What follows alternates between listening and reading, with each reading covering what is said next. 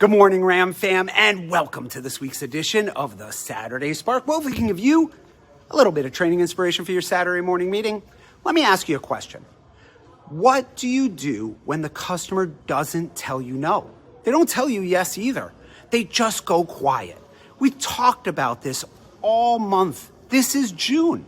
Not because people aren't buying cars, may prove they're buying cars. The challenge right now is that life is competing with you for attention. And life usually kicks the car decision from the front of the line to somewhere down the middle, maybe the back. This month ends Tuesday, so you have a choice. You can sit around waiting for customers to suddenly make buying a car a priority again, or you can get out there and make yourself a priority. The salespeople who win this weekend aren't waiting for the phone to ring. They're creating momentum, curiosity, and urgency. They're giving the customer a reason to respond, a reason to call or write back, a reason to stop putting the vehicle on next week's to-do list. Because next week, that's next month real fast. This weekend, I'm bringing together, let's do it, everything that we have been working on all month long. Let's focus on three things.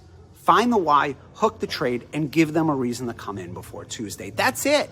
I don't need you to do 20 things. I need you to do those three. So let's start with the why. If you don't know why they're shopping, you're guessing.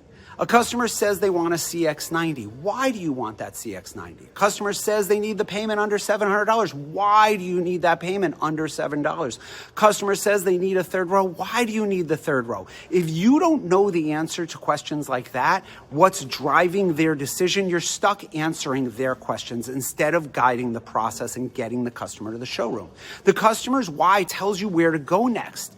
Next, let's hook that trade. The trade is the emotion, and the appraisal is the reason why they need to come into the showroom. It's the one thing most salespeople still don't spend enough time talking about.